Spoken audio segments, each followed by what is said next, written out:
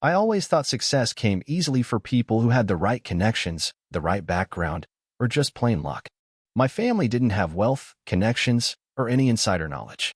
We were working-class folk, and I was raised in a small town where big dreams felt like something meant for other people. But I never stopped dreaming. It all started in high school. I wasn't a stellar student, and I didn't have the highest grades, but I had a relentless drive to learn.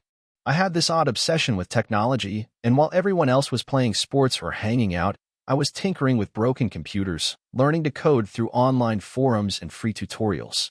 My friends thought I was a bit weird for spending hours on end trying to fix things or building random apps on my old laptop, but it was the only thing that felt like real life to me. I was 18 when I came up with an idea that I thought could change everything. It wasn't some world-altering innovation, but it seemed like a solution to a simple problem. People always had a ton of stuff they didn't need. I figured out how to create an online marketplace for used items. There were other platforms out there, sure, but none of them had the simplicity and user-friendly design I had in mind. People didn't want to wade through complex menus or deal with difficult interfaces. They just wanted to buy and sell stuff quickly. I didn't have a business background, and I certainly didn't have the resources to hire a development team. So I taught myself everything I needed to know. I spent the next several months studying coding languages, building the website, and testing it over and over again. The process was brutal, especially considering I had no support system. My family didn't understand what I was trying to do, and they didn't see the potential in it. They told me to get a real job and stop wasting my time. I remember vividly the day I finally launched the first version of my marketplace. It was rough around the edges, but it worked. I posted a few items on there myself to get things started, mostly old clothes and electronics I no longer needed. I didn't expect much at first. I wasn't even sure anyone would use it. But something unexpected happened. People started signing up. Slowly at first, but then the user base grew. Within a couple of months, there were thousands of listings, and the transactions were rolling in. I was ecstatic. At 19 years old, I had just created something that people were actually using. The platform wasn't perfect, but it had potential. The excitement was real, but so was the pressure. I had no money to advertise, no professional marketing strategies, and definitely no experience running a business. I was just a kid with a website and a dream. But every time I saw a transaction go through or a new user sign up, I felt like I was on the verge of something bigger. The next big challenge came when the platform started to grow faster than I could manage. The backend wasn't strong enough to handle the increased traffic, and bugs began to pop up everywhere. I had no clue how to scale the site properly, and soon, I found myself working around the clock just trying to keep it from crashing. I burned through savings and even borrowed money from friends to try and keep things afloat. One of the hardest moments came when I realized I needed help. I could no longer handle everything by myself, so I started reaching out to developers, designers, and anyone who could assist me. I remember the first developer I hired, a guy named Alex, who was an experienced back-end engineer. I couldn't afford to pay him a full salary, but I offered him a stake in the company instead. I was terrified that he would laugh in my face and walk away, but to my surprise, he saw the potential and agreed to help. It was a gamble, but it was one of the best decisions I made. Over the next year, the platform began to evolve. We fixed bugs, improved the user experience, and started adding new features. I spent my days coding and my nights managing the business side of things. I taught myself about finances, marketing, and the logistics of running a company. It wasn't glamorous, and there were moments I wanted to quit, but I kept going. With every small win, I gained a little more confidence. However, as the platform grew, so did the competition. Larger companies with more resources began to notice our success, and they started offering similar services. The market was becoming crowded, and I knew I needed to do something radical to stand out.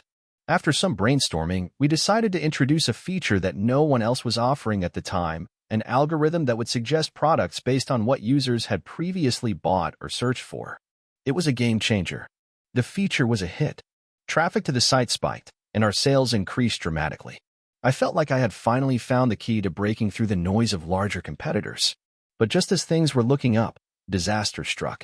A massive data breach occurred, exposing user information, including email addresses and transaction details.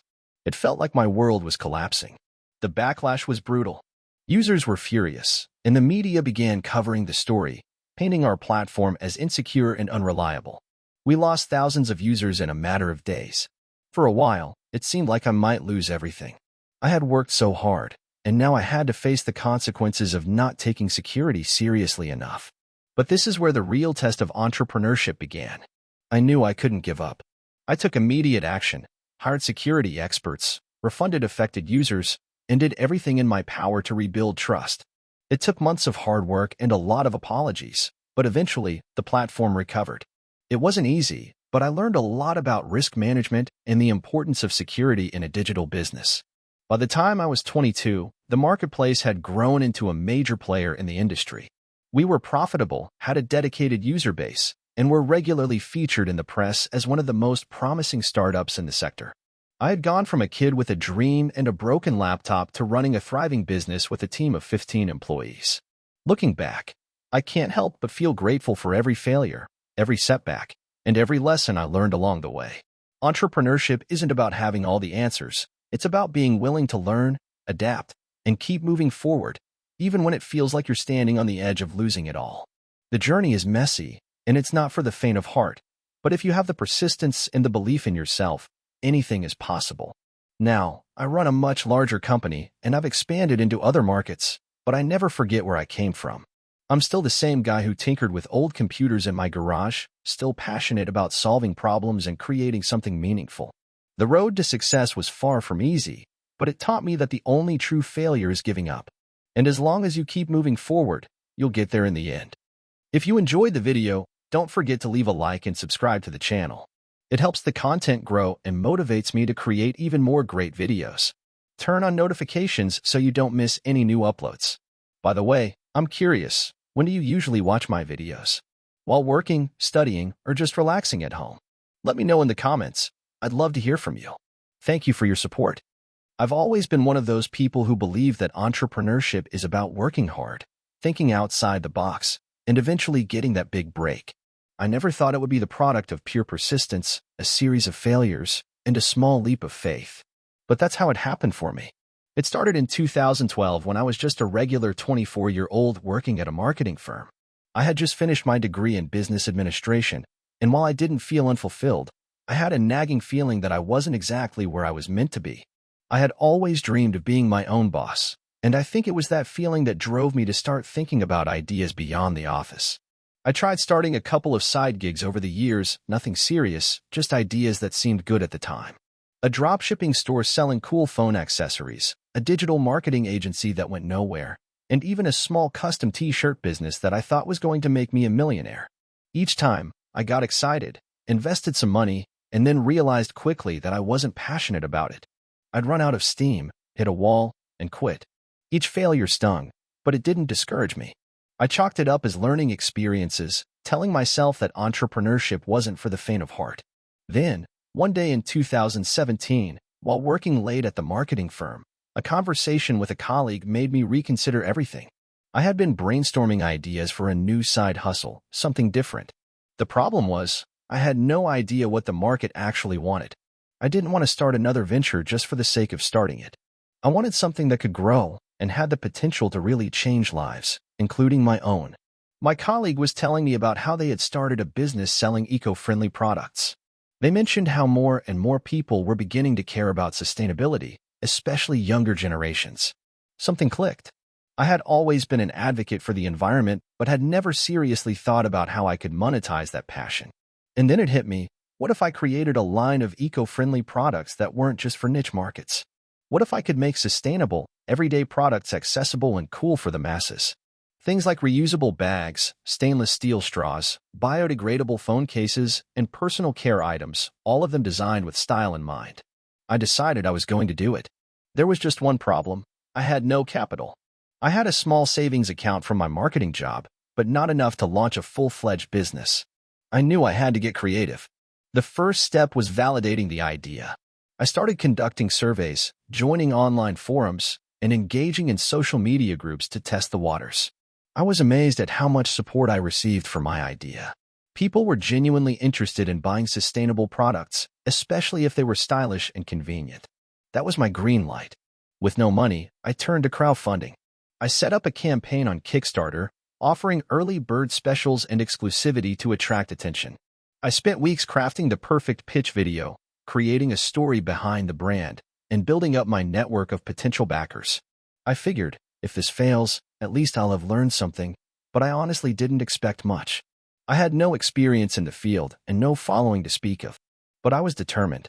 Surprisingly, the Kickstarter campaign exceeded my expectations.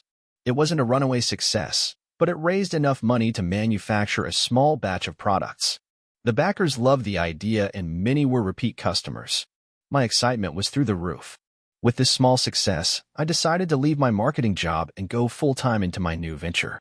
Now, let me tell you, things didn't get easier. They got a whole lot harder. Sure, I had enough funds to make some products and get a website running, but scaling a business is a different beast entirely. I quickly realized that the world of manufacturing was more complex than I had imagined. The costs were higher than I anticipated, the shipping logistics were a nightmare, and finding reliable suppliers took way longer than expected. It was also a constant battle to get my brand in front of people. The digital space was crowded, and competition was fierce. I spent countless hours running Facebook ads, optimizing SEO, and trying to build an Instagram following from scratch. In those early days, the work was grueling, and there were plenty of nights where I sat in front of my laptop feeling overwhelmed. I even thought about quitting multiple times. The failure of my earlier businesses haunted me, and I worried that this would be just another failure to add to the list. But there was one thing that kept me going: feedback. Every time I received a message from a customer who told me how much they loved my products, how they were able to reduce their plastic waste, or how they felt good about their purchases, it pushed me forward. It reminded me that what I was doing wasn't just about making money, it was about making a positive impact. Over the next couple of years, I learned how to refine the business. I got better at building relationships with suppliers, understanding my customers, and managing the financials. I also learned the importance of delegation. I had a small team helping me with design, customer service, and marketing, but it wasn't until I brought on a logistics expert that things really started to move forward.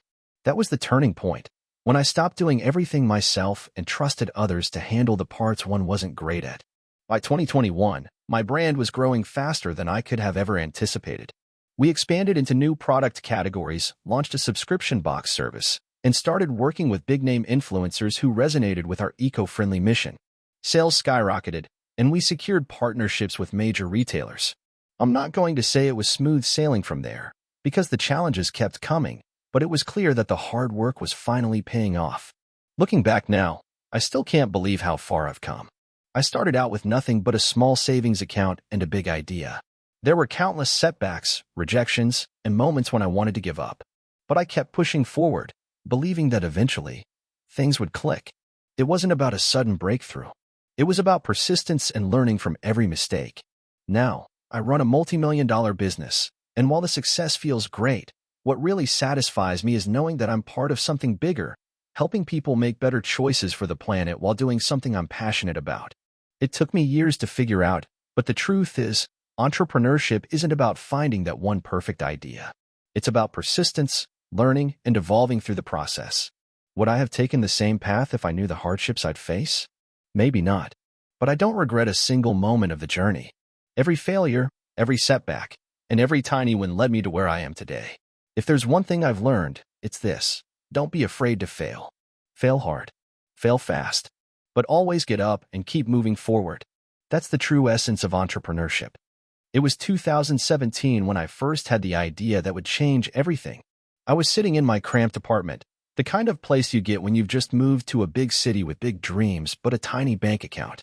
The walls were peeling, and the overhead light flickered every few minutes, but the Wi-Fi worked, and that's all I needed. I had been working as a junior designer for a marketing firm, barely scraping by. Most of my time was spent churning out forgettable ad designs that I knew no one would remember. I was good at my job, don't get me wrong. I could create logos, banners, and websites in my sleep. But my heart was never in it. I was constantly dreaming of something more, something that I could build on my own terms. That was when it hit me. I wanted to build a business. But not just any business. I wanted something that merged my skills with my passion for creativity. I wanted to start my own design studio. Simple, right? Well, not exactly. I had no clue where to begin. I had zero business experience and zero capital. I had a student loan, credit card debt, and the constant stress of living paycheck to paycheck. But I was determined. It didn't matter that I wasn't sure how I was going to make it work. I knew I had something worth pursuing. The first few months were the toughest. I had the skills but no clients, no portfolio, and no connections. I started by offering my services on freelance websites like Upwork and Fiverr. At first, I got small jobs, logo designs for local businesses, website makeovers, that sort of thing. It wasn't glamorous, but it paid the bills, and every small gig felt like a step in the right direction. But the real turning point came when I got a project that would change everything. It was a redesign of a local coffee shop's branding, and it came with a bigger budget than I'd ever handled. I was nervous, but I knew I had to go all in. I spent days on that project, obsessing over every detail, making sure the new design was perfect. When I presented it to the client, I was ready for criticism. I thought they might hate it or want to change everything, but instead, they loved it. The coffee shop's owner was so impressed that she told me I had the potential to do much bigger things. She introduced me to a few of her friends who owned local businesses, and from there, word started to spread. By the time 2018 rolled around, I had my first official client list. It wasn't much, but it was a start. I had built a small portfolio, and people were starting to take notice. I was still working full-time at the marketing firm, but I was staying up late to work on my side hustle. I remember pulling all-nighters to finish designs, drinking way too much coffee, and feeling both exhausted and exhilarated. Every new client was a small victory, and I celebrated each one like it was my big break. But the biggest challenge was always balancing my day job with my new business. As my freelance work started to pick up, my day job felt more like a distraction. I was spending all my time working on other people's ideas and not enough time on my own.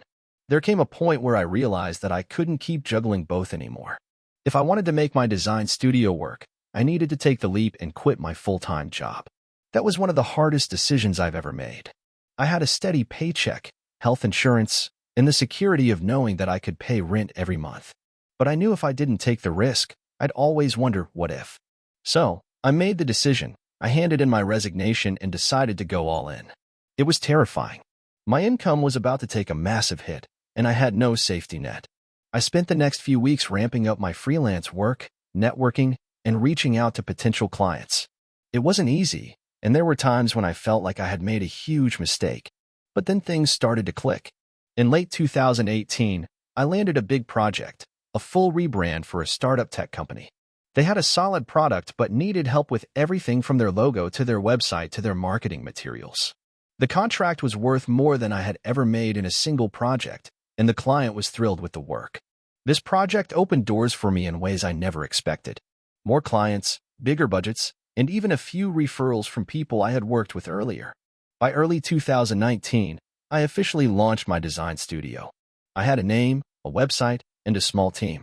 I hired a couple of freelancers to help with projects, and together, we tackled some of the most exciting designs I had ever worked on. The studio was no longer just a side hustle. It was real, and it was growing. But growth came with its own set of challenges. Managing a team wasn't easy.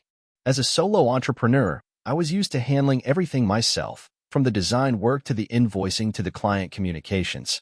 Now, I had to delegate, trust others, and figure out how to manage people effectively. There were bumps along the way. Some projects didn't go as planned, clients weren't always happy, and there were moments when I doubted myself. But each mistake taught me something valuable, and each win made the hustle worth it.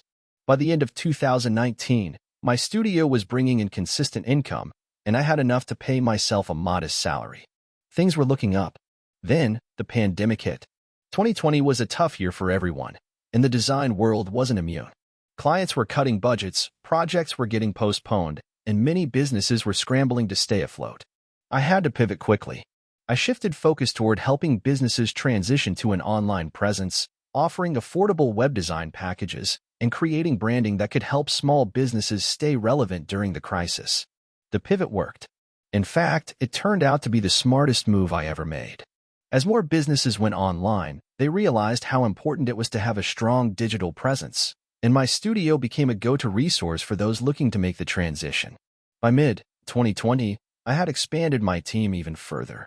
We were busier than ever, and the studio was thriving. It was surreal to look back and see how far we had come from those late nights in my tiny apartment. Today, in 2025, my design studio is a well-established business with a diverse roster of clients. We've worked with everything from tech startups to local boutiques to nonprofit organizations. My team is amazing, and we've grown from just me and a couple of freelancers to a fully remote crew of 10. We've even started offering mentorship for aspiring designers and business owners, which has been incredibly rewarding. Looking back, I can't believe how far I've come. There were so many moments when I thought about giving up. So many times I questioned whether it was worth it. But here I am, living my dream and doing what I love. If there's one thing I've learned from this journey, it's that success doesn't happen overnight. It takes persistence, hard work, and the courage to keep going even when it feels impossible. And to anyone out there thinking about starting their own business, take the leap. It won't be easy, and you'll face challenges you never expected. But if you're passionate, persistent, and willing to learn, you can build something incredible. I did, and I'm proof that it's possible. I still remember the day everything changed.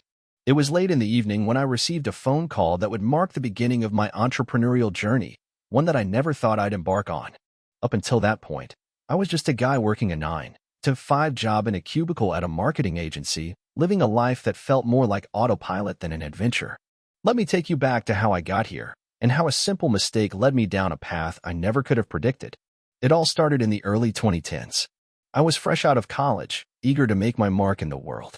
I had dreams of working for big-name companies, getting promotions, and climbing the corporate ladder. I landed my first real job at a marketing agency, where I was hired as an assistant account manager. I didn't mind the lowly position at first because I thought it was just a stepping stone. I had grand plans to move up, to prove myself. But as time passed, I started to realize something: corporate life wasn't what I thought it would be. The daily grind was draining. The politics were suffocating. The work was repetitive, and I found myself waking up every morning dreading the day ahead. I had become just another cog in the machine. The joy I once had for marketing, for creativity, had withered. One day, I was sitting at my desk, staring blankly at my computer screen, when my phone buzzed. It was a message from my college buddy, Jake. We hadn't spoken in a while, but we used to share a lot of ideas about starting our own business. The kind of ideas that never went anywhere because we were too comfortable in our jobs. Jake had just been laid off from his marketing position at another agency. I'll admit, I felt bad for him, but a part of me secretly thought, maybe this is my chance. We talked on the phone for hours that night. Jake had been thinking a lot about starting something on his own, something different. He was already deep into researching the world of e-commerce and dropshipping. He told me that he had been testing some products online, and one of them, an eco-friendly reusable water bottle, was selling well. He said, "Hey man, what if we teamed up? We both know marketing, and I think we can take this to the next level. We could be our own bosses." I won't lie, I was hesitant. I had always been the type to play it safe, sticking to what I knew. But there was something in Jake's voice that lit a fire in me. It felt like a sign. Maybe this was the wake-up call I had been waiting for. So, I took a leap of faith. Jake and I started working on the business idea together, building an online store. We started with that eco-friendly water bottle, but soon realized that we could expand into other products. It was an exciting time. We spent hours learning everything we could about e-commerce, digital marketing, and SEO. We were practically living in front of our laptops, reading blog posts, watching YouTube videos, and testing different sales strategies. I remember the first time we made a sale. It was a $25 water bottle. I was so excited that I texted Jake immediately. We did it. We sold something.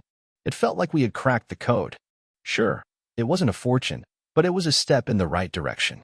Every sale after that made us hungrier for success. We reinvested everything we earned back into the business, buying more inventory and trying new marketing campaigns. But as anyone who's started a business knows, it's never as easy as it looks. The first few months were a roller coaster. There were days when we barely sold anything, and then there were days when we'd sell out of stock within hours. We were constantly refining our product descriptions, working on the website, and testing ads. The learning curve was steep, and the pressure was high. I was still working my day job, and it felt like I had no time for anything else. At the same time, the business was growing, and I knew we couldn't stop now. After about 6 months, I made the difficult decision to quit my job. I had saved up enough money to give the business a full-time shot, and it was now or never. I remember walking into the office that day, telling my boss I was leaving. It was both exhilarating and terrifying. There was no turning back now. Things didn't get easier after quitting my job, though. If anything, the stakes were higher. Now, Every decision felt like it had the potential to make or break us. I spent countless hours in front of the computer, testing new marketing strategies, optimizing our store, and interacting with customers. There were moments when I doubted myself, especially when we faced our first big setback. We had just invested a significant portion of our savings into a massive Facebook ad campaign that we thought would bring in the customers. Instead, it bombed. The ads didn't convert, and we lost a lot of money. I remember calling Jake, feeling defeated, telling him that maybe we had made a mistake. But instead of letting the failure crush us, we decided to analyze what went wrong and learn from it. We spent the next few weeks tweaking our approach, changing our targeting, and experimenting with different creatives. By the time a year had passed, things started to pick up. We had a solid customer base, a strong brand presence, and a product line that customers loved. We were no longer just two guys hoping to make it in the e-commerce world. We were running a legitimate business. But even then, the growth didn't come without its challenges. Scaling up the business required hiring a team. We brought in customer support staff, designers, and a fulfillment team to help manage the increasing orders. It was a big step, and honestly, I wasn't sure if I was ready for it. But with each hire, we became stronger. We learned how to delegate, how to trust others, and how to lead a team toward a common goal. Now, looking back, it's hard to believe how far we've come. What started as a side hustle in my apartment has grown into a six-figure business. We've expanded into new product lines, built an amazing community of loyal customers, and even started giving back through charitable initiatives. I often think about the old me, the guy stuck in that corporate job, going through the motions, not knowing what was out there. Starting a business isn't easy, and there were times when I doubted myself and wanted to quit. But looking at what we've accomplished today, I'm proud of every struggle and setback we've faced. It's part of the journey. If I could offer one piece of advice to anyone thinking about starting their own business, it would be this: take the leap. You'll never have all the answers, and there will always be risks, but the experience is worth it. And most importantly, don't be afraid to fail. Every failure is just a lesson in disguise. What matters is how you respond. So here I am today, still running the business, still learning, still growing. And I wouldn't have it any other way. I remember the exact moment I decided to become an entrepreneur.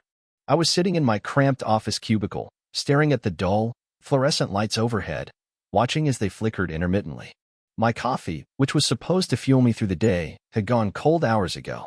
It wasn't the worst job in the world. It was just soul-sucking. Every morning, I found myself trying to muster up enough energy to get through another day of mind-numbing work. I had always been someone who enjoyed solving problems, being creative, and feeling a sense of accomplishment. But in my current role as a corporate analyst, I was doing none of those things. I was simply existing. One day, I found myself scrolling through Reddit during a lunch break. I stumbled upon a thread where a user had asked, "What's the most rewarding part of being an entrepreneur?" I clicked, thinking I might get some inspiration. I read responses from people who had left their 9 to 5 jobs, started their own companies, and were now living their dream lives. They spoke of the freedom, the thrill of being their own boss, and the satisfaction of building something from the ground up. I felt a pang of envy as I read through their stories. Could I do that? Could I leave my safe, stable job and take the leap into the unknown world of entrepreneurship? A few weeks later, I found myself on a business trip in Chicago. I had to travel for a project meeting, but all I could think about was how badly I wanted to escape the corporate world. The idea of building something on my own, something that was truly mine, kept lingering in my mind. I had been thinking about it for months, but that trip pushed me over the edge. I decided right then and there that I was going to quit my job and start my own business. When I got back from that trip, I started planning. I spent nights reading business books, listening to podcasts, and browsing entrepreneurial forums. The more I learned, the more excited I became. But there was one thing that kept holding me back: fear. Fear of failure, fear of the unknown, and most of all, fear of letting everyone down. I was about to throw away a stable paycheck for the chance of building something that could either fail miserably or succeed beyond my wildest dreams. It was terrifying. Still, I couldn't shake the desire to try. After all, what was the worst that could happen? I could always go back to another job if I failed. So, I made the decision. I handed in my resignation letter and walked out of the corporate world for good. I had no idea where to begin. I didn't have a clear idea of what business I would start, but I knew I had a lot of skills. I had spent years analyzing data, managing projects, and solving problems. I was a natural at finding inefficiencies and creating systems to streamline processes. But what would I do with these skills? What market could I tap into? I started with a few brainstorming sessions, sketching out ideas on paper. I considered many options, from starting a consulting business to launching a product. Eventually, I landed on the idea of creating an online service that would help small businesses streamline their operations. I had noticed that many small businesses, especially those in the service industry, struggled to manage their workflows efficiently. They often used a combination of outdated software and paper systems, which were both time-consuming and prone to error. I figured I could create a tool that would make their lives easier, allowing them to focus on growing their businesses instead of getting bogged down by administrative tasks. It was a good idea, but turning it into a reality was another story. I had no technical background, so building the software was a challenge. I spent hours Googling how to build an app, watching YouTube tutorials, and reading about software development. I tried to learn everything I could about coding, but it quickly became clear that I needed help. So, I did what any self-respecting entrepreneur would do. I hired a developer. Finding a reliable developer wasn't easy. I went through a dozen interviews before I found someone who was not only skilled but also shared my vision. We spent weeks refining the concept, designing the user interface, and building the initial version of the software. There were plenty of bumps along the way. I'll never forget the day we launched our first beta version to a small group of users. I was nervous as hell, hoping that they wouldn't rip us apart. The feedback was mixed. Some users loved it, but others found bugs or had trouble navigating the app. It wasn't perfect, but it was a start. We took the feedback and went back to the drawing board, making improvements based on what our users were telling us. Over time, we refined the product, and it started to gain traction. The real turning point came when we landed our first paying customer. It wasn't a huge deal financially, but it felt like a massive win.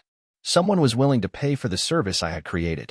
That moment gave me the confidence to push forward, knowing that there was real demand for what we were offering. I reinvested the small profits we were making into marketing, hiring more developers, and improving the product. The journey wasn't easy, and there were plenty of times when I felt like giving up. I was working 16-hour days, trying to juggle everything from product development to customer service to marketing. But slowly, the business began to grow. More and more customers started signing up, and our revenue started to increase. I couldn't believe it. I was actually building something. It wasn't perfect, but it was mine. Fast forward a few years, and my company is now a full-fledged business with dozens of employees. We've expanded our services, and we've got a growing customer base that spans across the country. I've been able to scale the company in ways I never thought possible, and we've reached milestones that seemed completely out of reach when I first started. But the best part? I don't regret it for a second.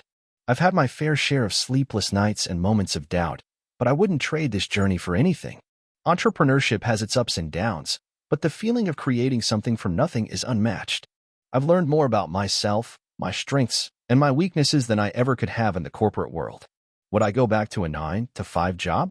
Absolutely not. The freedom, the creativity, and the fulfillment of building something of my own have made every struggle worth it. If you're reading this and thinking about taking the leap, my advice is simple: just go for it. Fear is natural, but it doesn't have to hold you back. You'll never know what you're truly capable of until you try. The journey might not be easy, but I promise you, it will be worth it. I had always dreamed of being an entrepreneur. I had this vision of owning a business, building something from the ground up, and eventually becoming successful. I just never quite figured out how to get there. But one fateful evening in my early 20s, my whole perspective changed. I was working a dead-end job at a local grocery store, doing the night shifts so I could attend college during the day. I hated every minute of it. My paycheck barely covered rent, and I could barely keep my head above water. The whole situation was draining, and it felt like I was going nowhere. On one of those endless nights, I found myself scrolling through Reddit when I stumbled upon a thread in the Entrepreneur subreddit. It was filled with people who were sharing stories of how they started small businesses with nothing but an idea and a lot of determination. Some of them had even started with less than I had. I remember reading one story about a guy who started selling products from his garage with just a laptop, a few hours a day, and a willingness to fail. The story struck me so hard.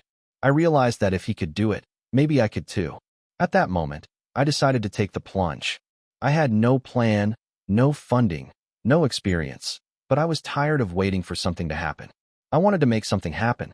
The next morning, I woke up early and did something that seemed absolutely crazy at the time. I quit my job.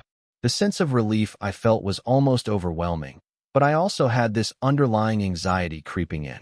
What now? I didn't have a safety net. I was a college student with no income and no clear plan, just a dream that was starting to feel both exhilarating and terrifying. But I was determined to figure it out. I spent the next few weeks brainstorming.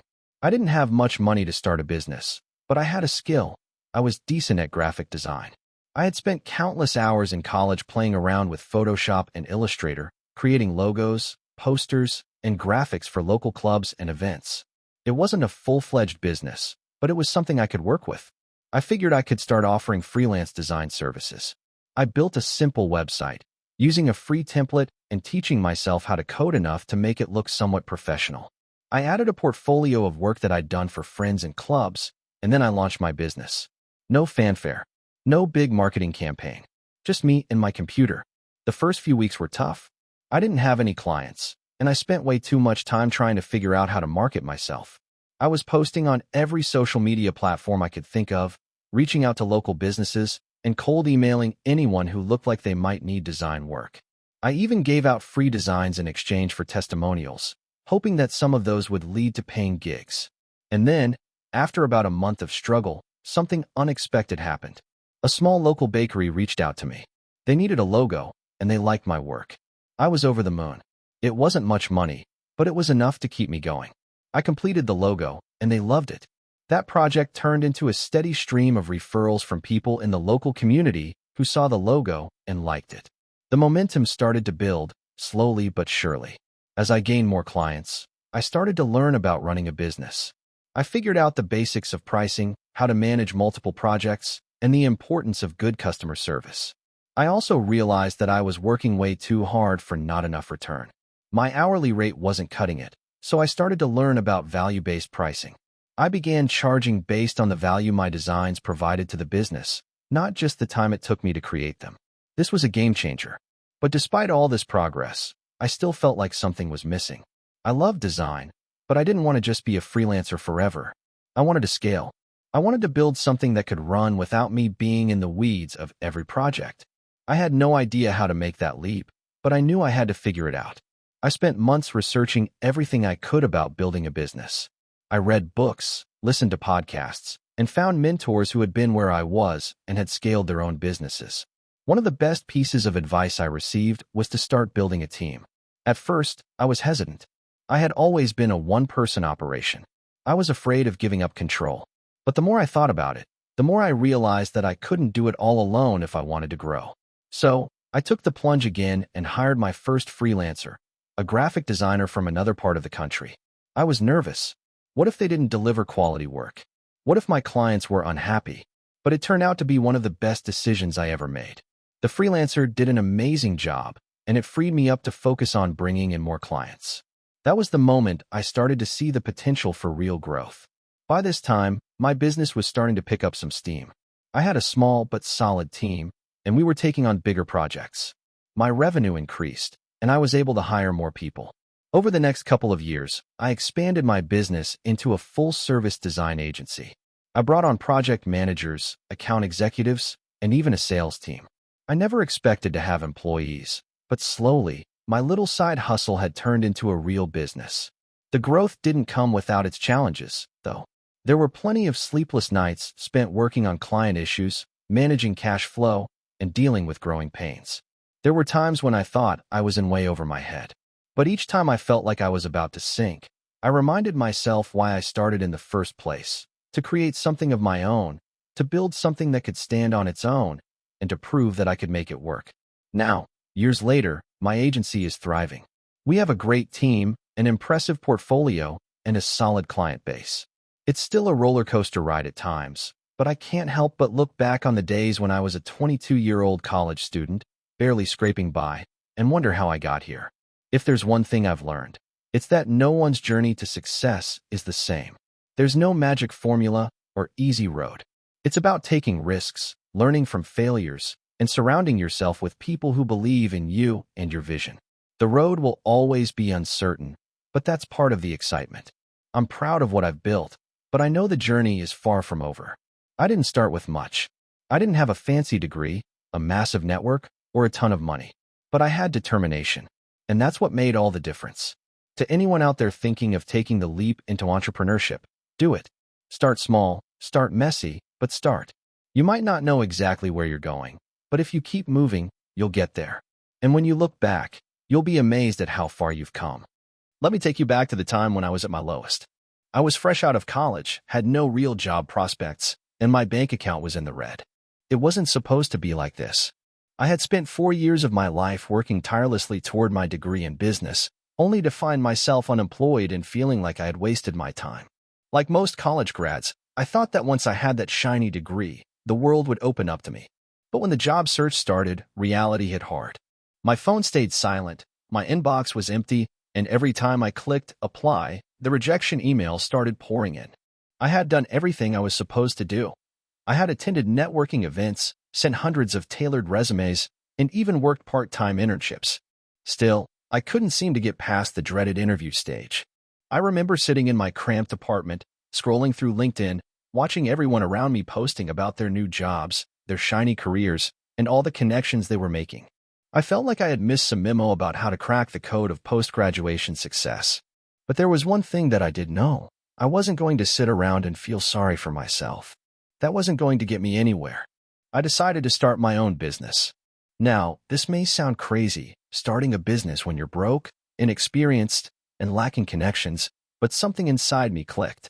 I didn't know what I was going to do yet, but I knew I had to do something. At first, it was more of a whim than a concrete plan. I spent hours reading blog posts and listening to podcasts, trying to find an idea that could make me money. I kept thinking about my interests. What did I enjoy doing? What skills did I have that could translate into a business? It took a while to land on a clear direction, but then it hit me. I could offer digital marketing services to small businesses. It wasn't the most groundbreaking idea, but it was practical, and it was something that I could do from home. I had zero experience in digital marketing. Not one formal course, no certificates, nothing. But I had a passion for learning, and I was determined to figure it out. So, I started devouring online resources, YouTube videos, free ebooks, and forums. I subscribed to every marketing blog I could find. Slowly, I started to piece things together. SEO, social media marketing, email campaigns, and paid ads. The next step was building a website. I had no web development skills, but I figured I could learn. I spent days learning WordPress, watching tutorials on how to make my site look professional. I designed it myself, and it wasn't pretty, but it worked. I wrote my own copy and created a portfolio of work, none of which I had done yet, but I was confident I could figure it out. With the site up and running, I needed clients. And that's where the real challenge began. I had no experience, no portfolio, and no credibility. So, I started cold emailing businesses. I went through Yelp, Google, and Instagram, looking for small businesses that had online presences. I crafted personalized emails offering to help them improve their online marketing. The first few emails were met with silence. Some replied with polite rejections, but I kept pushing. After weeks of emails and rejections, I finally got a bite. A local coffee shop owner responded to my cold email and agreed to meet. My heart raced. This was my shot, my first potential client. I prepared for the meeting like my life depended on it. I learned everything I could about the coffee shop and its competition.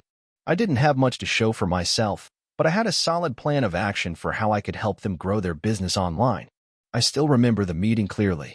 It was in the back of the coffee shop, the smell of fresh beans in the air. I nervously pitched my ideas, highlighting how they could increase foot traffic through better use of social media and a more streamlined website. The owner, a friendly woman in her 40s, listened patiently. At the end of the meeting, she told me she was willing to give me a chance, and she signed a contract for a 3-month project. I was over the moon. This was my first real client. I threw myself into the project. I created social media posts, set up a Google My Business profile, optimized their website for local searches, and ran Facebook ads.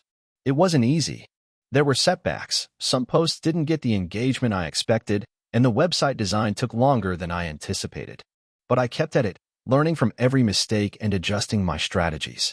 By the end of the 3 months, the coffee shop's online traffic had increased significantly, and they were seeing more foot traffic and more sales. The owner was ecstatic, and she paid me in full. That initial success gave me the confidence I needed to continue. I reached out to more businesses, refining my pitch and adding the coffee shop as a case study. Slowly, I started to build a client base. At first, it was small, just 1 or 2 clients at a time, but then it grew. I started to hire freelancers to help with different tasks, copywriting, design, and ad management. I expanded my services to include email marketing and content creation. I began to charge more as I gained experience and developed a reputation. Fast forward to today, and my business has transformed. It's no longer a one-man operation. I have a team of talented individuals working with me, and we manage marketing campaigns for dozens of clients across various industries. We've helped a number of small businesses scale, some of which have gone on to become much larger companies. And we've done it all by staying focused on the results and always adapting to the ever-changing digital landscape. Looking back, it feels surreal. It wasn't an overnight success by any means. There were countless sleepless nights, moments of doubt, and plenty of times when I thought about quitting. But I kept going, kept learning, and kept refining my craft. If I had given up at any point, I wouldn't be where I am today. I often think about how close I was to just settling for a 9-to-5 job, accepting the first offer I got just to have something stable. But I'm glad I didn't. Entrepreneurship isn't easy, but it has given me freedom in a way I never imagined possible. I get to work with amazing people, solve complex problems, and have the flexibility to build a life on my own terms. It's been the hardest thing I've ever done, but it's also the most rewarding. If you're reading this and you feel stuck, frustrated, or unsure about your next step, just know that it's never too late to start. You don't need to have it all figured out. You don't need experience or a fancy degree. You just need the drive to learn, the willingness to fail, and the persistence to keep going, even when it feels like nothing is working. The road to success is long, but every step forward gets you closer to where you want to be. Keep pushing, and one day, you'll look back at your journey and realize how far you've come. I've always been the type of person to hustle, but I wasn't born with an entrepreneurial mindset. It wasn't until I hit a major roadblock in my life that I truly found my calling. Growing up in a middle-class family, I had everything I needed but not much else. My parents worked hard to give me and my siblings a comfortable life, but money wasn't exactly overflowing. I remember being a teenager, watching my friends get new gadgets and clothes, while I had to make do with what I had. This never really bothered me until I entered college and started realizing how much money played a role in shaping your future. I went to school with a clear goal: get a degree, get a job, and make good money. That was the plan. After I graduated with a marketing degree, I jumped into the corporate world, eager to prove myself. I landed a position at a well-known tech company, and at first, everything felt perfect. The salary was decent, the benefits were great, and I had a team of colleagues who seemed to have everything figured out. However, the longer I stayed, the more disillusioned I became. I quickly realized that the corporate ladder was more like a trap than a path to success. The office politics, the endless meetings that led nowhere, and the lack of autonomy in my work began to take a toll on me.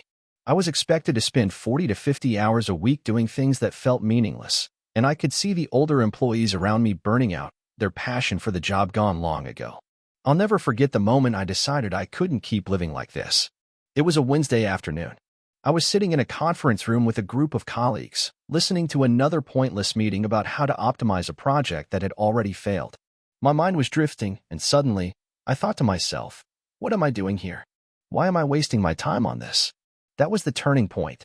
I went home that night, sat down with my laptop, and started doing what I should have done years ago, researching other ways to make money, other ways to live my life.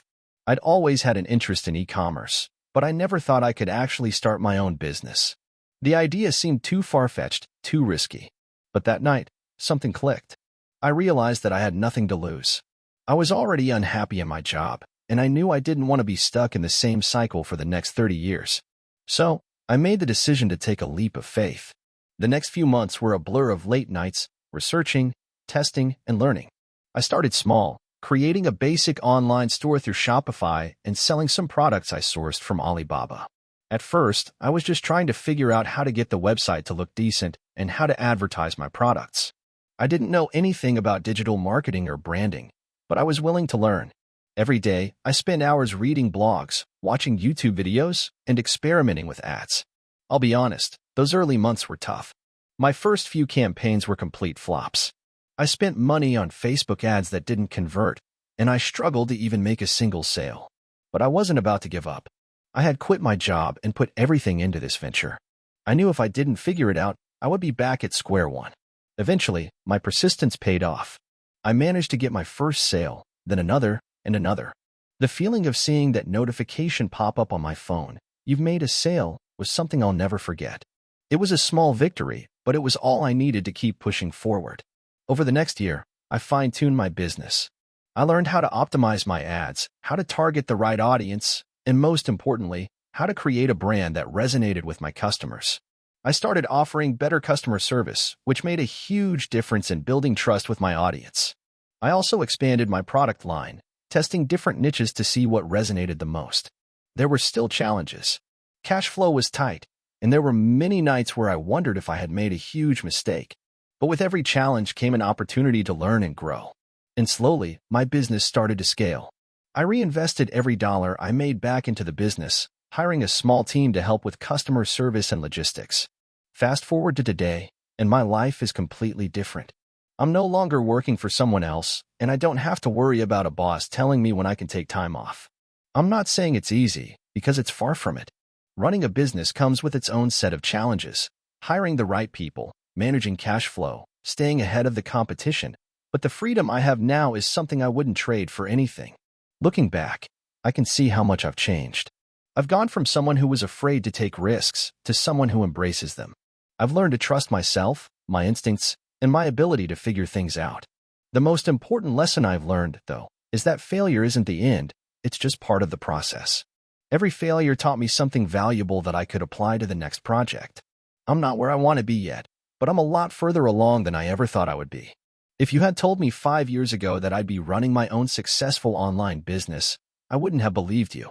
But now, I'm living proof that anything is possible if you're willing to work hard, stay persistent, and take risks.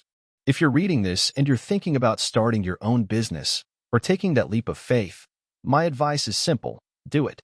It's not going to be easy, and it's not going to happen overnight. But if you stick with it and keep learning, you'll get there. Take the leap, even if it's scary. You never know where it might lead. Hey, friends, if you enjoy this content, don't forget to like the video and share your thoughts in the comments. We really want to know what you like and what can be improved. What do you think of the video? Are there any topics you'd like to see in future videos? Your feedback really helps us get better. Thanks for being with us.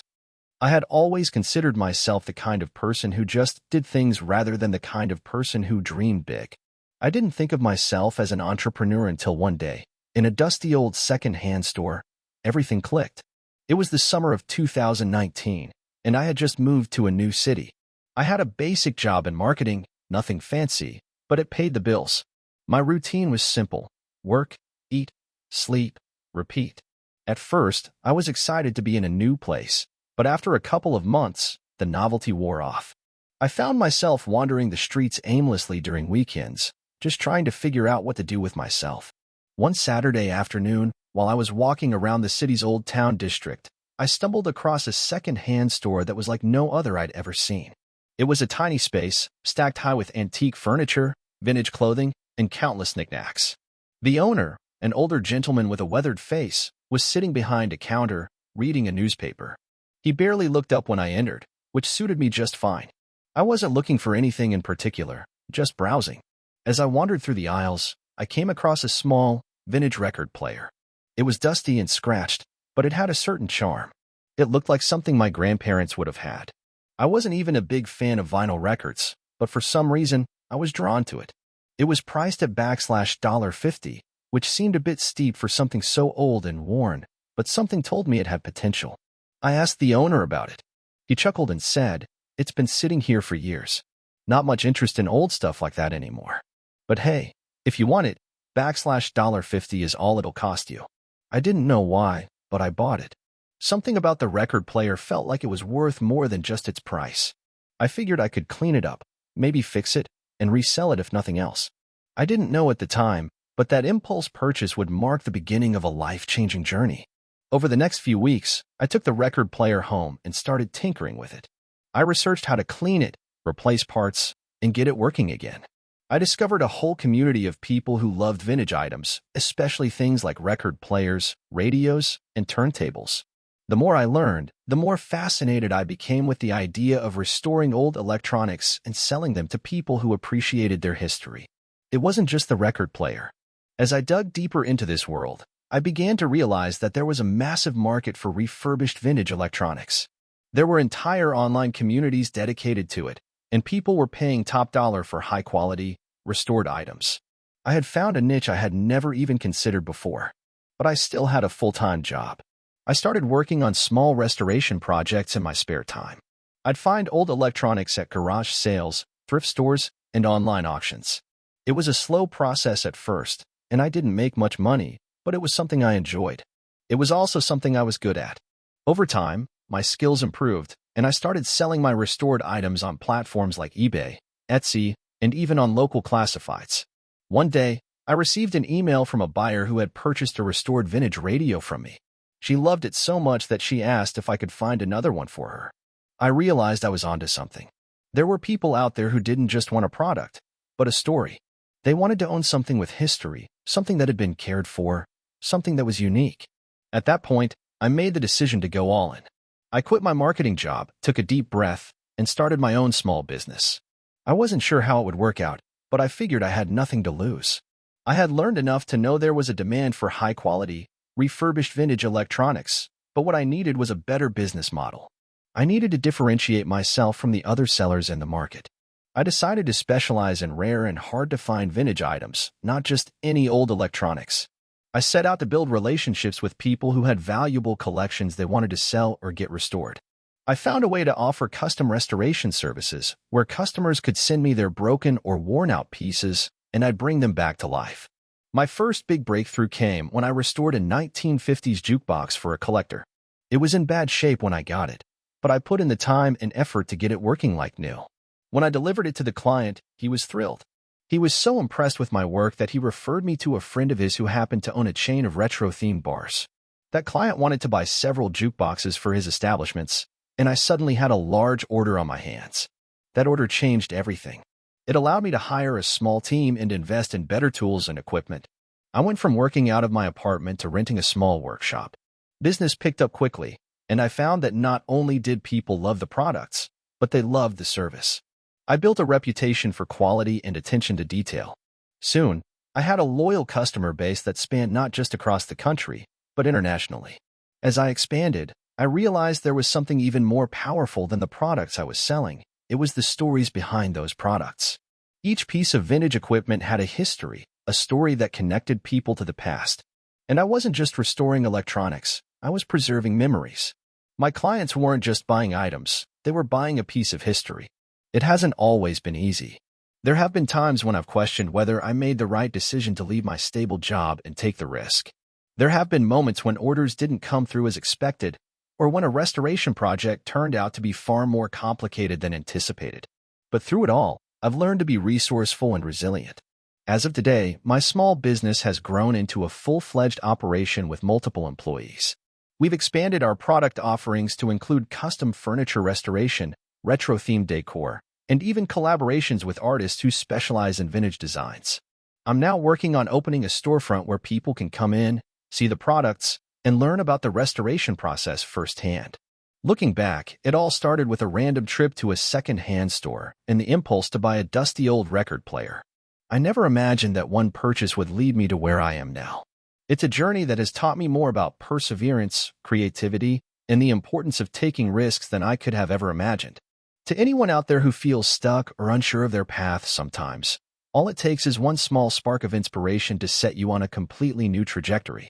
If you have something you're passionate about, don't be afraid to dive in. You never know where it might lead. I remember the day I made my first real sale like it was yesterday. I was sitting at my cluttered desk, surrounded by a mix of empty coffee cups and half-baked ideas, staring at the screen of my laptop. The day had started like any other. Me, attempting to break out of my 9-to-5 job that felt like a trap, to start my own business. Little did I know, this was the day that would change everything for me. It all started 2 years ago. I had been working in marketing for a small tech company, doing the typical grind of creating ad campaigns and writing content. I hated every minute of it. I was grateful for the paycheck, but deep down, I knew I wanted more. I had always been a side hustle type of person. From trying to sell handmade jewelry to running a small freelance writing business, I'd always dabbled in entrepreneurial pursuits. However, nothing ever stuck. One day, I was scrolling through Reddit during my lunch break, reading a post about someone who had started a business by creating an online platform for selling niche products. I didn't even think twice about it. I immediately started Googling about e-commerce businesses, the steps to get started, the costs involved, the platforms I could use. By the time my lunch break was over, I was full of ideas. I decided to start a print-on-demand business. The idea was simple. I would design custom t-shirts, mugs, posters, and other products, and then partner with a print-on-demand service to fulfill orders as they came in. This would minimize my risk, as I wouldn't have to invest in inventory up front. It was a low-cost, low-risk business model, which was exactly what I needed. I spent the next few weeks researching. I devoured blogs, watched YouTube tutorials, and joined online communities of other entrepreneurs. I even started following influencers who had successfully built businesses in the print-on-demand space. I learned about the different platforms that could help me build my online store, such as Shopify, WooCommerce, and Etsy. I debated back and forth about which one to use, but ultimately, Shopify seemed the most user-friendly. One thing I had learned during my research was the importance of finding a niche. The market for t-shirts and mugs is huge, but it's also incredibly saturated. I had to find a way to stand out. After a lot of brainstorming, I decided on a niche that I was genuinely passionate about: mental health awareness. I wanted to create designs that were both empowering and thought-provoking, and I believed I could use my business to start conversations about mental health. I spent the next few months developing my brand. I created a logo, designed my first set of products, and built a website. The process was grueling, but there was a certain thrill in it. I was creating something that could actually work. There were times when I felt like I was in way over my head, but I pushed through. Every night after work, I would sit at my desk and design new products, tweak my website, and learn more about online marketing. The hardest part was figuring out how to market my products. I didn't have a huge marketing budget, so I had to be creative. I started by posting on social media platforms, using hashtags related to mental health, wellness, and self-care. I created Instagram and TikTok accounts and started sharing content that was both inspirational and relatable. I also ran Facebook and Instagram ads, but I quickly learned that you need to be very strategic with that spend, or you can burn through a budget in no time. Then, about 3 months after launching my store, I made my first sale. It wasn't much, just a single t-shirt, but it felt like a huge victory. It was proof that the business could work. I remember sitting in my living room, watching the email notification pop up on my phone. "Congratulations! You've made a sale." I almost couldn't believe it. My heart raced. I had just sold something I created to a total stranger. At first, I thought it was a fluke. Maybe it was a friend who had decided to support me, or someone who accidentally clicked the buy button. But then it happened again. And again. I started to get consistent sales, and it wasn't just from friends or family. Strangers were buying my products. I could see the messages and reviews from customers who appreciated the designs and the message behind the brand. But as sales started to pick up, the real challenges began. I had to handle the logistics of running the business, dealing with customer inquiries, managing orders, and ensuring everything was running smoothly. There were nights when I stayed up late, resolving issues or finding ways to improve my marketing strategies. One of the biggest hurdles was managing the customer service side of things. People would email me asking about order updates, exchanges, or refunds. I quickly learned that excellent customer service was critical to building a loyal customer base. One of my biggest turning points came when I realized the power of word-of-mouth marketing. My customers started sharing their purchases on social media, and they tagged me in their posts. This helped me build a community around my brand. I made it a point to engage with my followers, thank them for their support, and repost their content on my own feed. I also started collaborating with influencers in the mental health space to reach a wider audience. It was a slow burn at first, but over time, it paid off. Fast forward to today, and my business has grown far beyond what I ever imagined. I now have a team that helps with design, customer service, and marketing. I've expanded my product line to include hats, phone cases, and even custom journals. My brand has been featured in several online publications, and I've had the chance to speak at mental health awareness events and podcasts. The journey has been incredibly rewarding, but it hasn't been without its challenges. There have been countless moments when I wanted to give up. Times when I questioned if I was cut out for entrepreneurship, or when I felt like my efforts weren't paying off. But the key was persistence. Even when I wasn't seeing immediate results, I kept going. I learned from my mistakes and adjusted my strategy. Looking back, I can see that every step of the journey was a lesson. The early days of scraping by with little to no income, the late nights spent learning new skills, the failures that made me question everything. It's all been worth it. I built something meaningful, something that not only provides financial freedom for me, but also helps raise awareness for a cause that's close to my heart. So, if you're reading this and considering starting your own business, my advice is simple: take the leap. Don't wait for the perfect moment, because it will never come. Just start. Learn as you go, and don't be afraid to fail. It's a process, and every setback is a stepping stone to success. And most importantly, don't give up. You'll hit walls, you'll face obstacles, and there will be days when you feel like giving up. But keep pushing forward. If I can do it, so can you. I never thought I would end up being an entrepreneur. In fact, just a few years ago, I was barely scraping by, living paycheck to paycheck, wondering if I was ever going to make anything of myself.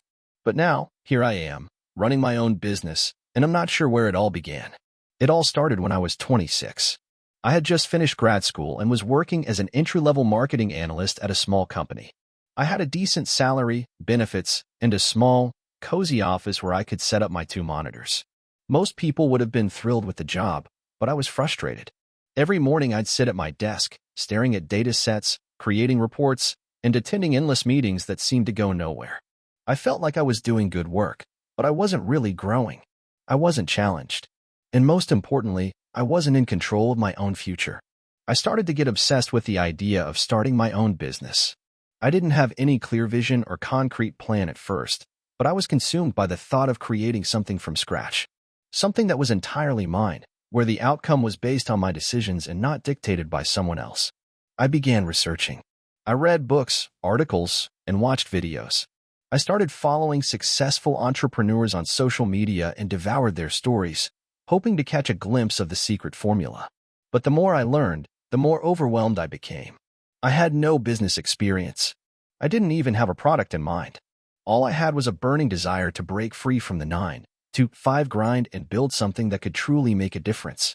The problem was, I didn't know where to start. Every idea seemed like a dead end or something too big for me to handle. I thought about opening a coffee shop, launching a fashion brand, or even starting a tech company, but they all felt like long shots. Then, one day, I had an epiphany. It wasn't about starting the next tech giant or opening a brick-and-mortar store. It was about solving a simple problem, something that didn't require millions of dollars in investment, a huge team, or advanced technical knowledge. What was something I could offer people that was genuinely useful and that could scale? I spent days brainstorming. It hit me one evening when I was working late and getting annoyed by the constant interruptions from emails, phone calls, and notifications. It was the same story for everyone else I knew. Everyone seemed to struggle with staying focused. That's when I realized I could create a service that helped people manage their time and boost productivity. I could offer people a tool that could reduce distractions and make it easier for them to focus on what mattered. It wasn't groundbreaking or flashy, but it was something people needed. So, I decided to take the plunge. I had saved up a small nest egg, and I knew if I didn't try now, I might never get another shot. I quit my job, despite the risks. I had a vague plan, but no real roadmap. I rented a small office space with a desk and a laptop. My savings were enough to cover a few months of expenses, but I knew I couldn't afford to waste any time. I started by designing a simple website and a basic app concept. It was a productivity tracker, something that could help users block out distractions, create focused work sessions, and track their time. The idea was simple, but I knew the execution had to be perfect. I spent hours coding the app myself. I wasn't a developer by trade, but I had picked up some basic programming skills in college. It wasn't pretty, but it worked. I reached out to a designer friend who helped me create a more polished logo and user interface. I launched the app with a basic marketing campaign. I didn't have the budget for Facebook ads or influencers, so I started small. I posted on Reddit, particularly in productivity-focused subreddits, asking for feedback. At first, the response was tepid. Some people downloaded the app, but most ignored it. Still, I kept improving it. I listened to feedback, made changes, and slowly built up a following. A few months later, I launched a paid version with premium features. Sales started to trickle in. It wasn't much at first, maybe $100 a week, but it was enough to show me that people valued what I was offering. I was onto something. I reinvested every penny back into the business, paying for better hosting, hiring freelancers to help with the workload, and expanding my marketing efforts. The key, I realized, wasn't just the app, it was building a community around it. People wanted to feel like they were part of something bigger. Over time, the app began to get more attention. I was featured on a few productivity blogs, and word of mouth started to take off. As the user base grew, so did the revenue. I hired a small team, including a full-time developer and a marketing manager. We expanded the features of the app and integrated it with other productivity tools. My small idea had turned into a real business. But even as things started to look up, I ran into plenty of obstacles. The pressure to constantly innovate was intense, and competition from bigger companies loomed. One of the hardest challenges was managing a growing team. I was used to working alone, but now I had employees to manage. I had to learn how to delegate effectively, how to make tough decisions, and how to keep the company culture strong. One of the hardest lessons I learned was that being an entrepreneur isn't just about the product. It's about the people, the process, and the persistence. There were times when I thought I'd failed. I had to cut costs and even lay off employees during tough months. I wondered if I had made a huge mistake by leaving the security of my 9 to 5. But then something clicked. Every setback was just a lesson in disguise, and every small victory built momentum towards something bigger. Now, 3 years later, the business is thriving. We have a solid user base, multiple revenue streams, and a team that is as passionate as I am about what we do. We've expanded into corporate partnerships, offering productivity tools for businesses. And we've been featured in major outlets like TechCrunch and Entrepreneur magazine. It's surreal to think about how far we've come from those early days in my tiny office with just a laptop and a dream. I'm not saying the journey has been easy. Far from it. But the hardest part was taking that first step, trusting that I could make it work, and finding the courage to leave the safety of my job. Every entrepreneur has their own path, but for me, it started with a simple idea and a whole lot of persistence. If there's one thing I've learned, it's that there's no such thing as an overnight success. It's the long, hard grind that pays off. I'm not sure where to begin. My name's Alex, and I've been an entrepreneur for the last 6 years. But before I start my story, let me clarify something. This isn't the typical, I made it big, and now I'm living the dream type of tale. This is about real struggles, failures, and the raw, messy side of entrepreneurship that you don't always hear about. So, if you're expecting something polished and shiny, this probably isn't for you. But if you're interested in a true behind-the-scenes look at what it's like to build something from the ground up, keep reading. I promise there's a bit of hope at the end of it. I'll start with the beginning, because it's always the beginning that sets the stage, right? So, I had just graduated college in 2018. Like most people in my position, I was confused, unsure, and feeling that overwhelming sense of, I need to do something big, something meaningful. But the thing is, I didn't have a clear vision. What I did have was an idea, a tiny spark of something that could work if I nurtured it. I was in a marketing class at the time when I got the idea for my first business. We were talking about social media campaigns and how brands engage with their audience. That's when it hit me. There were so many small businesses that had zero idea about how to use social media for growth. Most of them had the resources but lacked the knowledge. I had a background in digital marketing, so I thought, why not start a social media consulting company for small businesses? It seemed simple, right? But nothing ever is. I'll be the first to admit, my first few months were disastrous. I had no business plan, no real roadmap. I knew how to market online, but I didn't know how to run a business. My first client was a local coffee shop. They hired me on a whim because I was cheap. I set up their social media accounts, made a few posts, and promised them that I could help them grow. Spoiler alert, I didn't. They didn't get any more followers, and the engagement was just as low as it had been before. So, after a month, they didn't renew their contract. That was my first taste of failure. But I didn't give up. I made a promise to myself that I would learn from every mistake. I spent the next few months consuming every business podcast, article, and video I could find. I reached out to other entrepreneurs for advice. I learned the importance of niching down, so I started specializing in helping local gyms with their social media strategies. I took courses, joined forums, and read everything I could about branding and marketing. Slowly, I started to improve my methods and results. Then, something clicked. A local gym owner reached out to me after seeing the improvements I'd made for another gym. We negotiated a contract, and this time, I promised myself I wasn't going to let the client down. I put in the work, created targeted ads, developed a content strategy, and made sure to track the results.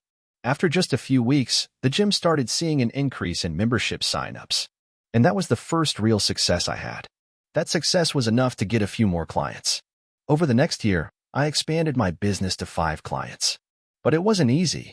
Managing multiple clients meant late nights, early mornings, and a constant hustle to keep everyone happy.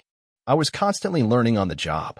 Every new client came with a different set of challenges. Some wanted more followers, others wanted leads, and some just wanted brand awareness. The variety was exciting but exhausting. It became clear to me that while I was growing, I was still stuck in a small, somewhat precarious place. I didn't want to be just a one-person operation.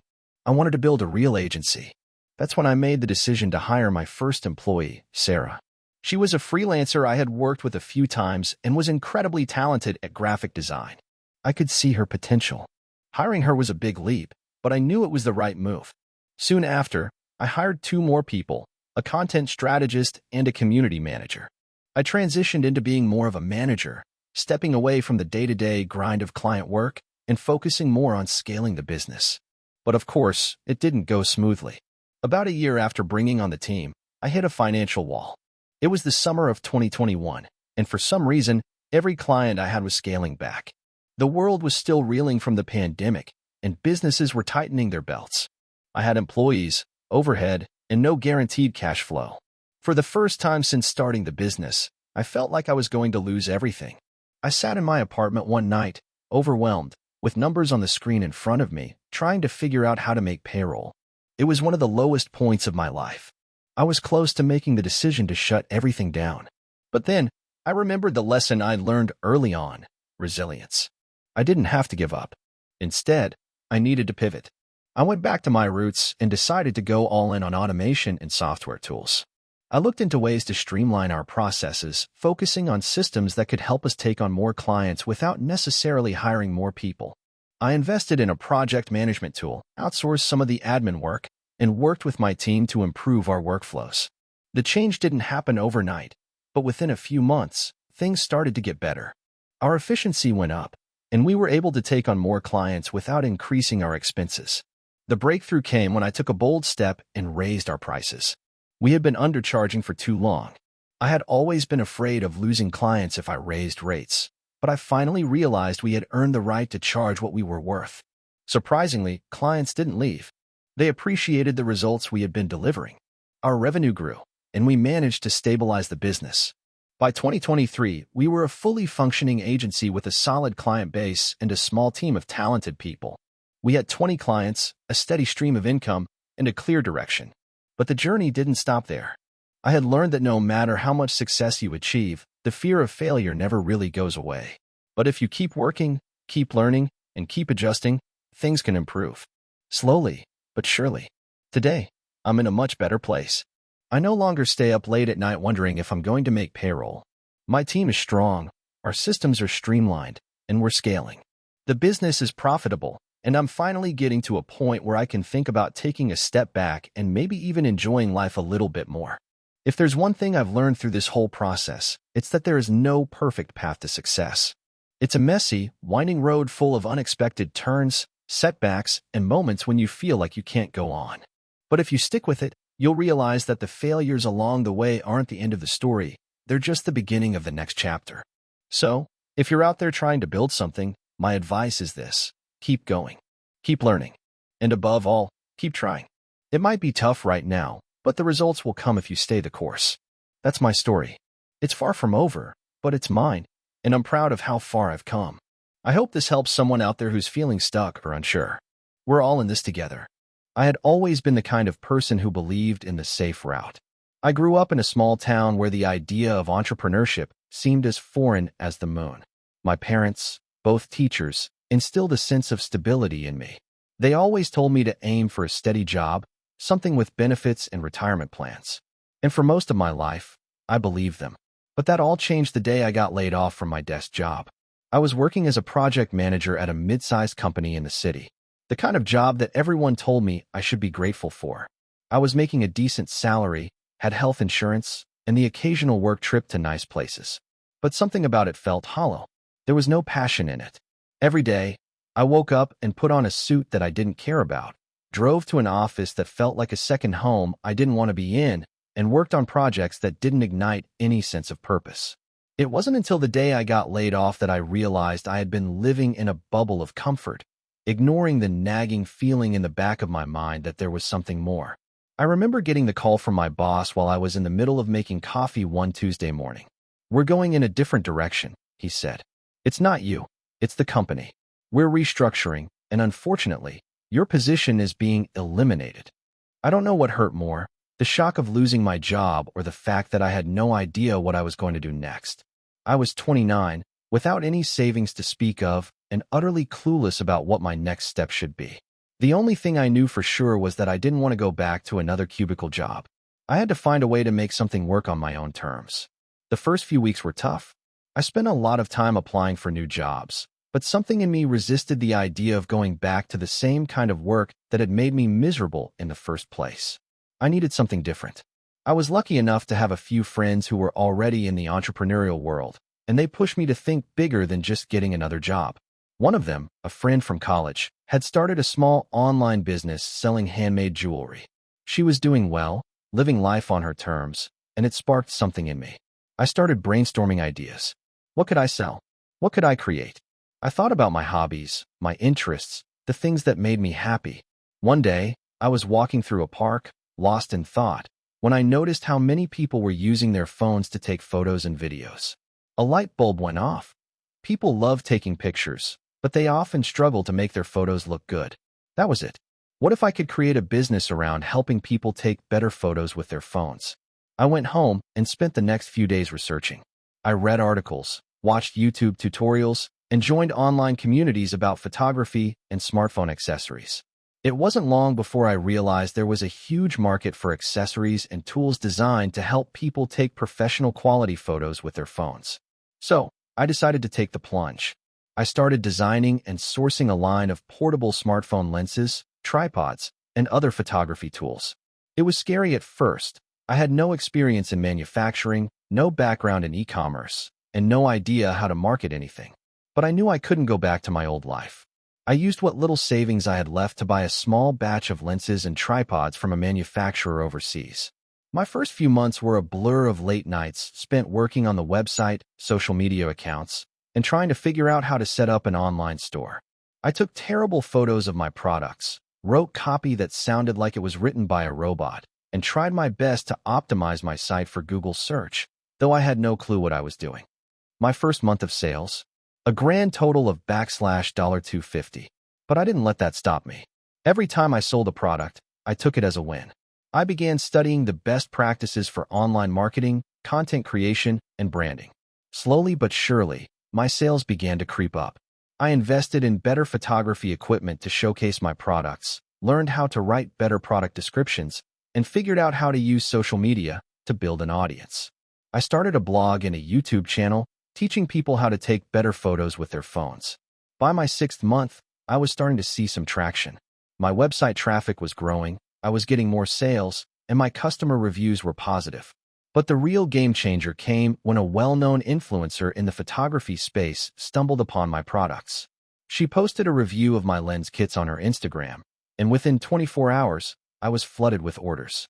My website crashed twice that day because I hadn't anticipated the traffic, and I nearly lost my mind trying to process all the orders. From that moment on, things started moving faster. I was able to reinvest the money into scaling the business, bringing in new products, and expanding my marketing efforts. I reached out to more influencers, started running Facebook ads, and worked on optimizing my supply chain to meet demand. By the end of my first year, I had quit my part-time job. I had picked up some freelance writing gigs to stay afloat, and was running my business full-time. My sales hit the 6-figure mark, and I was finally seeing the fruits of my labor. It wasn't always smooth sailing. I had moments of doubt, when orders weren't coming in, when my marketing efforts didn't seem to be working, or when I had to deal with difficult customers. But every time I hit a rough patch, I reminded myself of why I started this journey. I wanted to be in control of my own future. Now, several years later, my company is thriving. We've expanded our product line, and I've been able to hire a small team to help with the day-to-day operations. I no longer have to deal with a boss or punch a time clock. I've built something from the ground up, and every day I'm living my dream. It's not always easy, but the freedom and fulfillment I get from running my own business make it all worth it. If you had told me 5 years ago that I would be an entrepreneur, I would have laughed in your face. But life has a funny way of throwing curveballs, and sometimes those curveballs are exactly what you need to change your life for the better. I learned that, for me, the only thing more terrifying than the risk of failure was the regret of never having tried. And that's why, when I lost my job, I didn't just look for another one. I built something that was entirely mine, and it has changed everything. I was a 23-year-old recent college grad, fresh out of university with a degree in computer science, but I didn't have much to show for it in terms of experience. My friends were already securing cushy jobs at big tech firms, starting their corporate climb, while I found myself at a crossroads. My childhood dream was to build something of my own, create something that could impact the world, but with student loans piling up and bills that couldn't wait, I knew I had to make a choice. The corporate grind or my own hustle? I was living in a cramped apartment, scraping by on freelance work, trying to pay off my debts. For months, I played around with side projects, just to have something to show for my skills. One afternoon, I had an idea. I had always loved gaming, and over the years, I had become increasingly frustrated with how fragmented the gaming industry felt. There was no unified platform where gamers could connect with developers, discuss games, or easily find new titles based on personal preferences. It all seemed so disconnected, players on one platform, developers on another. The idea clicked in my mind. What if there was a platform that brought everything together? I was still at the stage where I had no idea how to even begin building such a thing. Sure, I could code, but creating something that would compete with the likes of Steam or Discord, that seemed impossible. But something inside me said, go for it. What's the worst that can happen? I started sketching out wireframes on paper, brainstorming ideas for features, and trying to figure out how to differentiate this platform from the giants in the space. I wanted it to be sleek, intuitive, and, most importantly, driven by the community. I imagined a place where users could discuss games, post reviews, participate in challenges, and even get feedback from game developers directly. There was no harm in dreaming big, right? I quickly realized that I wasn't going to build this alone. So, I reached out to a few friends from university, guys who were either developers or graphic designers. They were skeptical at first, not entirely convinced that we could compete with the already established players, but something about the idea resonated with them. They agreed to help me, and with their support, we started building. The next few months were a blur of coding sprints, long nights, and countless iterations. We would meet up in my apartment to work on the platform, and I'll never forget the first time we actually had something that resembled a functional prototype. It wasn't pretty, but it worked. It was a basic website where users could create profiles, post game reviews, and connect with other gamers. But there was potential. By the time we reached alpha testing, we had a handful of users, friends, family, and a few strangers from Reddit who had stumbled across our project. I'll be honest, the feedback was brutal. There were bugs everywhere, and some features didn't make sense. It was a mess, but we listened. We made the changes. We fixed the bugs. Slowly, we started adding more functionality. Social feeds, private messaging, gaming news. I had always been the type of person who believed that success was something that happened to other people, but that changed when I decided to take a leap of faith and start my own business. The story starts in my mid-20s when I was working a dead-end job at a call center. I hated it. Every morning felt like a struggle to get out of bed, knowing I was about to spend the next 8 hours talking to people who didn't want to talk to me. It wasn't a terrible job in the sense that it paid the bills, but it was soul-crushing. Every day felt like a repeat of the one before. I could feel my time slipping away, and it bothered me more and more. One day, I was on a call with an irate customer, and I snapped. I don't remember exactly what happened. Probably the customer started yelling at me over something trivial, but I lost it. I hung up the phone and sat at my desk, completely defeated. In that moment, something inside me broke. I realized I couldn't keep doing this. If I didn't make a change soon, I would be stuck in the same cycle forever. I started researching business ideas, trying to find something that I could start without a huge amount of upfront capital.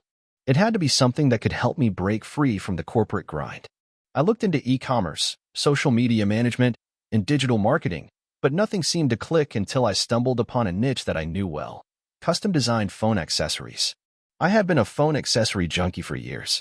I spent way too much money on cases, skins, and chargers, always looking for something unique.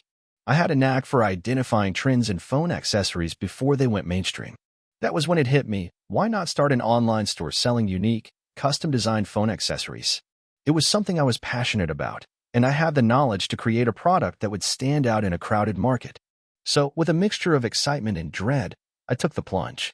I quit my job and decided to go all in on my business idea. I used every penny I had saved up to fund the business, pouring it into creating an online store, sourcing materials, and designing my first set of phone cases. I didn't have much of a safety net, but I knew I couldn't keep working in a job that drained me. The first few months were rough. I didn't know anything about running an e-commerce store, and I quickly learned how little I understood about the world of online marketing. My website was clunky, my product photos were terrible, and traffic to the site was nearly non-existent. I didn't have any sales for the first month, and it was demoralizing. But I couldn't quit. I kept pushing forward. I started reaching out to influencers in the tech and lifestyle space, asking if they would be willing to review my products. To my surprise, a few said yes. They shared photos of my cases on their Instagram pages, and slowly, I started to see some traction. It wasn't much, but it was enough to keep me going. I reinvested every dollar I made into ads, trying to get my products in front of a wider audience. Then, one day, I got an email from a popular tech blogger who wanted to do a full feature on my store. My heart skipped a beat as I read through the message. This was it, the break I had been waiting for. I did everything I could to prepare. I updated my website, improved my product pages, and made sure I had enough stock to meet demand. When the feature went live, my sales exploded. In one day, I made more money than I had in the past 3 months combined. It felt like a dream. Suddenly, I was getting orders from all over the world. The buzz around my brand was growing, and I felt a mix of excitement and disbelief. I was finally on the path to success. But success didn't come without its challenges. As my business grew, so did the demands. I quickly learned that scaling a business isn't just about making more sales, it's about managing the infrastructure to handle that growth. My website crashed several times due to high traffic, and I had to upgrade my hosting plan multiple times. I also struggled with inventory management, often running out of stock on popular products, which frustrated customers. There were also problems with shipping delays, and I had to learn how to handle customer complaints and returns. Every day brought a new problem to solve, but I had to keep moving forward. Despite the hurdles, the business kept growing. I expanded my product line to include other phone accessories like charging cables, wireless chargers, and screen protectors. I hired a team to help with customer service, marketing, and fulfillment. The more I grew, the more I realized how much I didn't know about running a business. But each mistake taught me something valuable. I learned how to optimize my ads, how to use analytics to track my marketing efforts, and how to negotiate with suppliers to get better prices. There were plenty of sleepless nights, moments where I thought I had made a huge mistake, and days where I considered going back to my old job. But I never gave up. The one thing I had going for me was my determination. I knew that if I didn't push through the tough times, I would never get to where I wanted to be. So, I kept going. Fast forward a year, and my business had grown to the point where I was able to move into a proper office and hire a full-time team. We had a steady stream of revenue, and I was finally able to pay myself a decent salary. But it wasn't just about the money. The most rewarding part was that I had built something from scratch. It was mine, and I had created it. The sense of accomplishment was beyond anything I had ever imagined. Looking back, I can't believe how far I've come. There were so many moments when I felt like giving up, when I wondered if it was all worth it, but the journey has been the most fulfilling experience of my life. I still have a long way to go, and I continue to face new challenges every day, but I wouldn't trade it for anything. To anyone who's stuck in a job they hate, or who's thinking about starting their own business but is afraid to take the leap, do it. The road will be tough, but if you're passionate and willing to work hard, you can build something amazing. Don't let fear stop you. Take the risk. It's the best decision I ever made. It was 2015, and I was 28 years old when I first had the thought, what if I could build something from scratch? Something that could change my life. At the time, I had just left a comfortable but uninspiring job at a marketing firm, and the idea of entrepreneurship was on my mind. I didn't have a specific plan, but I had a gut feeling that I had to try something different. I wasn't rich, I didn't have a wealthy background, and I didn't have the network that people usually talk about when they talk about business success. All I had was an overwhelming need for change and a willingness to grind through whatever came my way. The spark came one evening while scrolling through social media. I was frustrated, scrolling through endless pictures of other people's success. I'd seen so many people building businesses online, getting crazy returns, and living the lives they dreamed of. I thought, why not me? I didn't come for money.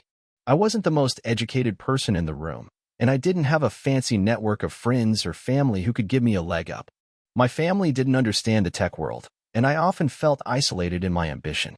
But what I did have was something that people often overlook: persistence. I remember the day I decided I was going to start an e-commerce business. It wasn't a huge epiphany or a sudden flash of brilliance. It was more like I woke up one day and realized I had to take action. So, I did what any resourceful person would do. I Googled how to start an online business. The search led me to countless blogs, podcasts, and YouTube tutorials. Everything was about dropshipping, Shopify, Amazon FBA, and Instagram ads. I didn't know the first thing about any of it, but something clicked. I was going to sell something online. I didn't know what, but I was determined to figure it out. The first few months were rough. I didn't have any clear direction. I started with dropshipping, thinking I could make easy money by selling cheap products that I could source from China. I built a Shopify store, found products on AliExpress, and started running Facebook ads. I was terrified. The first ad I ran barely got any clicks. I didn't even know what my customer demographic was.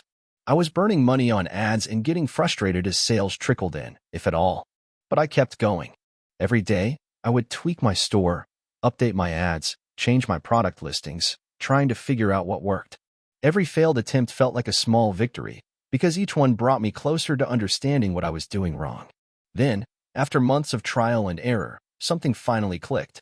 I was selling a niche product, portable blenders, for people who wanted to make smoothies on the go.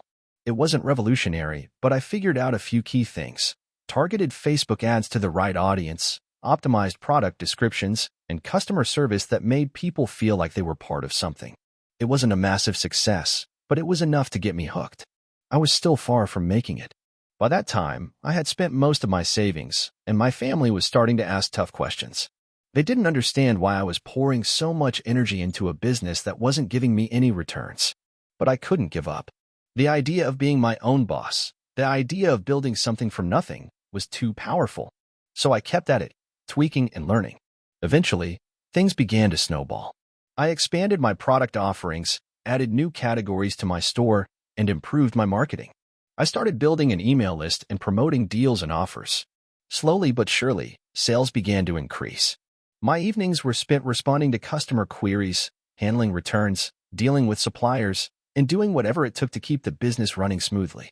It wasn't glamorous, but I loved it. In 2017, after about 2 years of consistent effort, I reached my first six-figure year in sales. I remember the moment I saw that revenue total for the first time. It felt like an emotional punch to the gut. I had achieved something that only a small percentage of people ever get to experience. But at the same time, it was just the beginning. I knew I had a long way to go, but that was the moment when I realized that I could do it. I could build a business from the ground up and make it profitable. But just as quickly as I started to feel comfortable, the landscape of e-commerce began to change. Competition was increasing, Facebook ads were becoming more expensive, and organic reach on social media was shrinking. I wasn't in the clear yet. If anything, the pressure intensified. I realized that to survive, I needed to diversify my business model. The margins on dropshipping were getting thinner, and I couldn't rely on that alone. So, I started to build my own brand. I sourced high-quality products directly from manufacturers and began creating my own private label brand. I spent hours researching suppliers, negotiating prices, and working with designers to create packaging that stood out. At first, it was a risky move, shifting away from the safer dropshipping model, but I knew I had to innovate. Building a brand would allow me to establish customer loyalty and reduce reliance on platforms like Shopify and Facebook. Fast forward to 2020, and I had built a thriving business. I had a team of 6 people working for me, handling everything from customer service to product sourcing and logistics. My brand had developed a loyal following, and I started branching out into new products, expanding the company's reach beyond just e-commerce. Despite all the success, there were still setbacks. The road to entrepreneurship is not a smooth one. There were times when suppliers failed to deliver on time, customer complaints piled up, and profits dipped because of unexpected expenses. There were months where I thought about quitting, but something always pushed me forward, the belief that if I kept going, it would eventually work out. I'd be lying if I said that every day was full of excitement and inspiration. A lot of the time, it was about grinding, just doing the work day after day, even when it didn't seem like much progress was being made. But looking back, it was the small, consistent efforts that paid off. In the end, I had built something that was more than just a business. I had built a life that gave me the freedom to pursue other passions and explore new opportunities. I didn't get there overnight. It took years of mistakes, lessons, and failures, but I wouldn't change a thing. Now, I'm working on new projects and helping others navigate the entrepreneurial journey. The takeaway from my story? It's simple. You don't need to have everything figured out from the start. You don't need to have a trust fund or a degree from an Ivy League school. What you need is persistence, the willingness to learn, and the courage to start, even when it seems impossible. If you keep pushing forward, even through the darkest days, you can build something truly incredible. So, if you're sitting there, unsure of what your next step is, take the leap. You won't regret it. The only way to truly fail is to never try at all. Keep learning, keep adapting, and above all, never give up. This was my journey. From humble beginnings to uncertainty to a thriving business. I am living proof that anyone, no matter where they start, can create their own success. Thank you for watching until the end. If you enjoyed this video, don't forget to like and subscribe to the channel so you won't miss new videos. Also, leave a comment. I'd love to hear your thoughts. Your support and engagement mean a lot to me. See you in the next video.